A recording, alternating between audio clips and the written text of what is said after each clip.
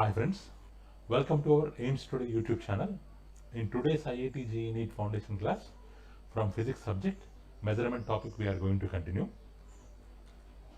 Suppose you went out for shopping on one fine day. So you went to a cloth store, you want to buy a shirt piece. Please give me white color shirt cloth. Like that you have asked, how much cloth do you want? Shopkeeper questioned you. I want 2 meter. Like that you might have answered. Then you went to a bakery you want to buy some chocolates. Please give me Dairy Milk chocolates. Like that you have asked. How many chocolates do you want? He questioned you. I want 3 chocolates. Like that you might have answered.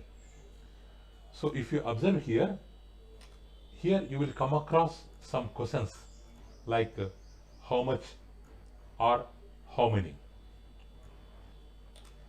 For that, how much and how many, for these kind of questions, you will also get some answers like 2 meter, 3 chocolates, like that answers you will get. So here, this is called as a quantity. Means the size of the object, the amount of the object, or the magnitude of the object which you want to buy. So that is called as a quantity. Or the answers for questions like how much or how many, that answer will be considered as a quantity. So this quantity is very important term in the topic measurement. So before proceeding further into measurement, first of all we have to understand what a quantity is. So then, what is a physical quantity? So any quantity which can be measured and expressed in terms of number is called a physical quantity. So in the previous slide we have observed. So we want to buy a cloth, and how much cloth we want to buy? 2 meter. So the length of the cloth is 2 meter.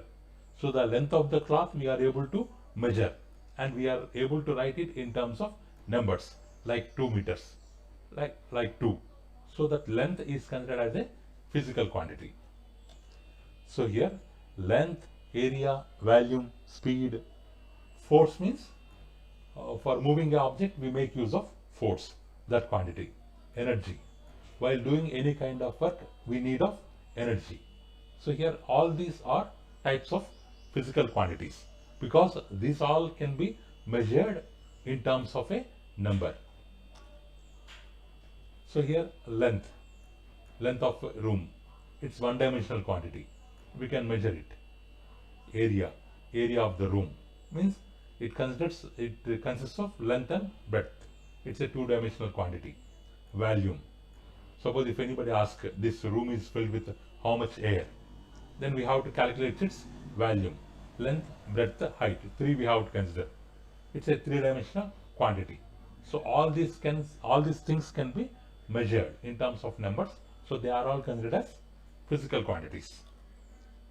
So these physical quantities, they can be measured in various systems. In olden days, we have a system like FPS, where foot stands for length, pound stands for mass, second stands for time. Means length is used to measure in foots, mass is used to measure in pounds, and time is used to measure in seconds. So that system is used to known as FPS system. CGS system, centimeter, gram, second. MK system, meter, kilogram, second. These 3 were the old systems. In olden days, the people used to measure in different countries the physical quantities with the help of these 3 systems and these units. So about details regarding these systems we will learn in our next video. Right now we have SI system, international system, which is abbreviated as SI system, which is a modified form of MK system. In all over the world we are making use of SI system for measuring the physical quantities right now. So what do you mean by unit? Just now we have seen so many things like foot, pound, second, centimeter, gram, second. So these are all considered as units. Now the question is, what do you mean by a unit. So a standard value, it's a standard value which is used to measure a physical quantity, and that standard value is called unit. Just now in the previous slide we have measured the cloth. We have told the shopkeeper we want 2 meters of cloth. We want 2 meters of cloth. While telling along with the number 2, we are also making use of another value, another standard value called meter. Another standard value called meter, so that the shopkeeper will get complete clarification regarding the object. So this standard value meter is called as unit. So here, how to define a unit? Now we have told meter is a unit, but why they have taken meter? So what features it has, that we have to know. So any unit or any standard value, before choosing it as a standard value, it should follow some characteristics, and in that features, the first one is it should be well defined. So this is very, very important. It should be well defined. Suppose I want to measure length of a room. In the room I have 2 persons are there. So they want to measure the length of the room with their foot span. So first person, he measured the room, it is around 10 foot spans. Second person, he measured the room, it is around 12 foot spans. So is the unit or is the value foot span, is it well defined? Because with one person it is coming around 10 foot spans. When other person measures means it is coming around 12 foot spans. So it is not well defined. So when we are choosing a unit, it should be well defined and it should not be like that foot span. So a unit should be of convenient size. Suppose I want to measure the distance between Hyderabad and Kurnool. With the help of hand span, I want to measure the distance. Is it possible? Because Hyderabad to Kurnool, somewhere around 200 kilometers. The 200 kilometers we cannot measure with a value like foot hand span. It's highly impossible. So that's why they have taken a unit of kilometer.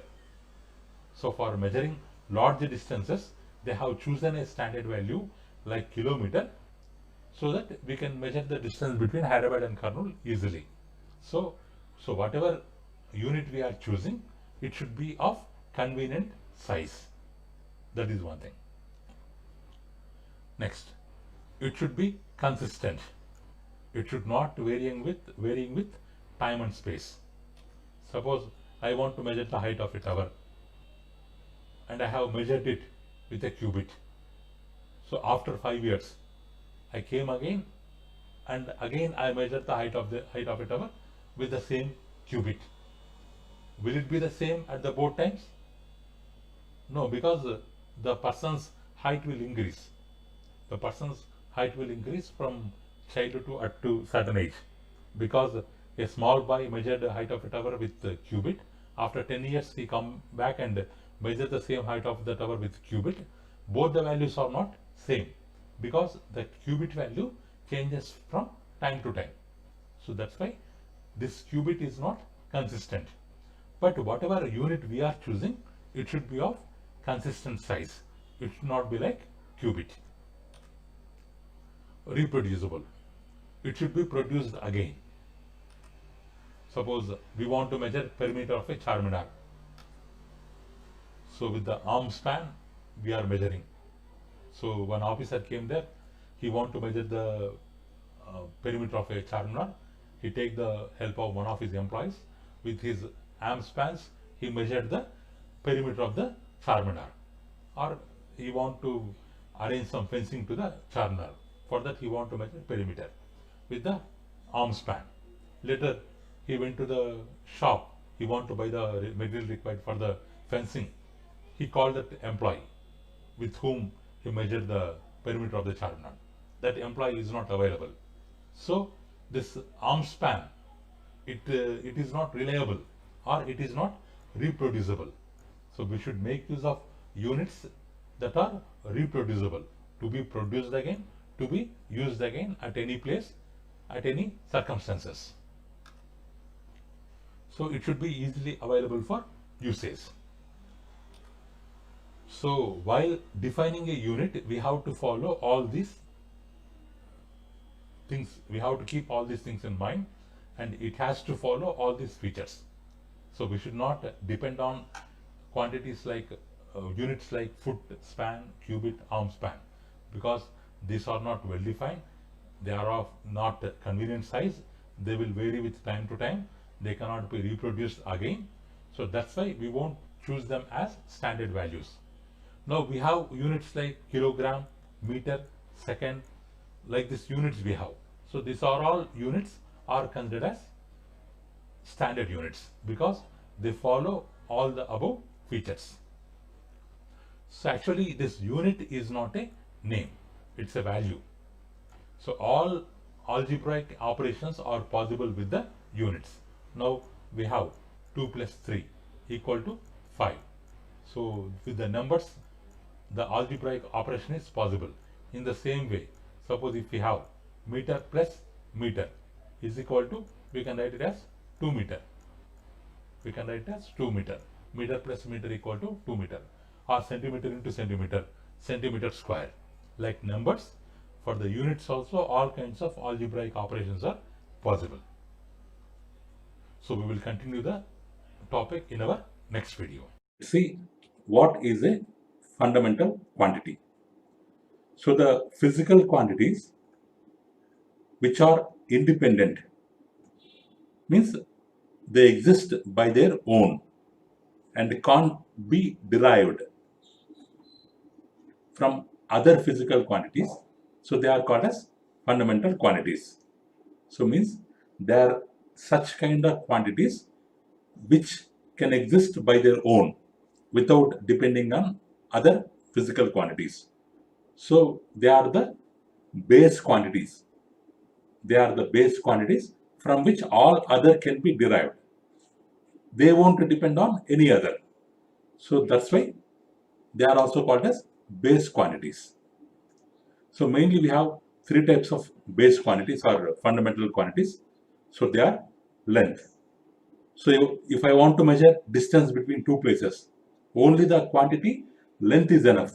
No need of weight, no need of time, no need of other quantities. So it is an example of base quantities. In the same way, measurement of mass, it is also one of the base quantity. Time. So these 3 are considered as main base quantities, main fundamental quantities. Based on them, all the other quantities will be derived. Next, fundamental units. So the units of fundamental quantities are called fundamental units or base units, because if a quantity is there, or if I want to measure distance between two places, I can measure with the help of length. Length is a quantity, but for measuring length, I need a known unit. I need a already proved or already known unit, so that with that unit I can compare the distance between the two places. So the fundamental units, in some of the old systems, they are defined as follows. So in FPS system, which was proposed by William Stroud, it is also known as British system, the length, the quantity length was measured in foot, mass in pounds, time in second. So foot, pound, second. This was the system followed by the British people, mainly British people. So that's why it is called British system. So FPS system at the time of 1881. So next, there was one more system called CGS. So proposed by Friedrich Gauss. That's why it is also called as Gauss system. So around 1832. So in this system, the unit for length is centimeter and mass is gram and time is second. So next, there was another system, MKS. So proposed by Georgi. It was also known as metric system. So in that, the unit of length is meter, mass is kilogram, and time is second. So out of all these three systems, this MKS system was the popular system, which was proposed around 1889. So here, length, mass, time are the fundamental quantities, but these quantities in different systems, they are having different units except time. The unit of time in all the systems is same, it's second, and the symbol for second is S. So next, International System of Units. So later on, our scientists, they have recognized that this MK system or whatever all the systems they have proposed, they are not enough to describe all the available physical quantities in the nature. So that's why they have proposed one more system called International System of Units, abbreviated as SI. It is the modern form of metric system. That means MK system. So there in that system, along with the existing three physical quantities, length, mass, and time, they have added some more quantities like electric current, temperature, amount of substance, luminescent intensity as the base quantities. So they have identified that there is a need of some more base physical quantities. So that's why they have modified the MKS system and proposed a new system called SI system. So it is the official system followed by nearly every country in the world. So this was published around 1960. So according to this system, there are, along with the four more base quantities are added.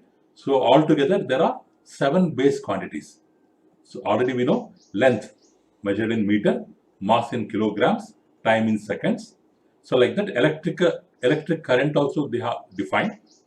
So which is measured in amperes, and the symbol of unit is capital A. Temperature, thermodynamic temperature, its unit is Kelvin. Amount of substance, its unit is mole, and the symbol of mole is MOL. Here we have to keep in mind the unit name is mole, but the symbol is MOL. Here E is not there. We have to observe that while mentioning the name and while mentioning the symbol, we should be careful. And luminous intensity means light intensity. Its unit is candela. Its symbol is CD. So like that, along with the three, they have proposed 4 more quantities like electric current, thermodynamic temperature, amount of substance, luminous intensity. So this circle diagram, it depicts the symbol of units in SI system. M for mass, S for second, A for ampere, K for Kelvin, MOL for mole, CD for candela, kg for kilogram. So like that, now everywhere all over the countries, they are following the International System of Units. Next. So still our scientists identified that there is need of some more quantities related to angles. So they are considered as supplementary quantities. So along with the 7 base quantities, they have recognized the need of 2 more angular quantities which are considered as supplementary quantities. So there one is plane angle, another one is solid angle. One quantity is plane angle, another quantity is solid angle. So they are also called as angular quantities as they deal with angles. So the units of supplementary quantities are called supplementary units or angular units. So it is a dimensionless unit. Regarding that, we will learn later. It is a dimensionless unit. It is employed with fundamental units. So to create other quantities called derived units. So up to 1995, the SI system classified radian, means the unit of plane angle is radian, steradian, the unit of solid angle, steradian. Up to 1995, these two units were considered as supplementary units, but this designation was abandoned. Now the units are grouped under derived units. Let's see the definition of this radian and steradian. So supplementary quantities are units. Plane angle. So the unit for plane angle is radian and the symbol is RAD. Means radian is the angle between two radii of a circle. Suppose if I assume one circle here, if I assume one circle here, and if this is one radius and this is second radius, the angle between the two radii, is considered as radian. Angle between the two radii is considered as radian. So what it will do? This will cut off an arc. This will cut off an arc. This arc. This angle will cut the circle through the circumference of this arc. Which is equal to, this circumference of arc is equal to radius of the circle. In such a way, if it cuts the circumference, so then it is called as plane angle. So it is a plane angle. So the symbol is, unit name is radian and the symbol is RAD. Next, solid angle. Another quantity name is solid angle. Its unit name is steradian. Symbol is SR. So it exists in solid shapes. The plane angle exists for plane shapes. The solid angle exists for solid shapes.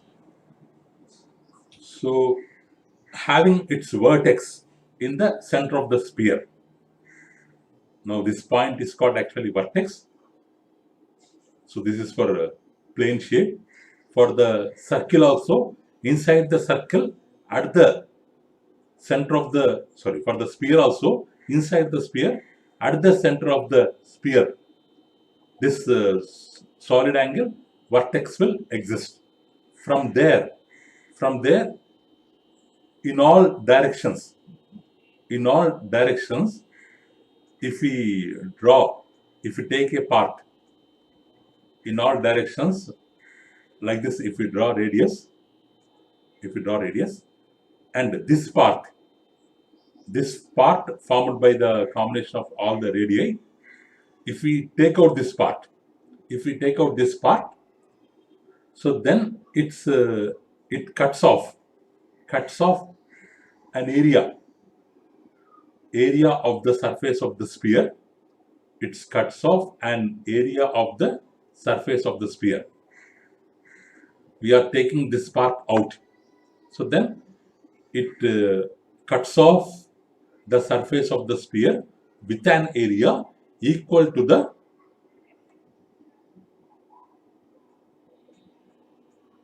square, equal to the area of the square, whose length is equal to the radius of the sphere.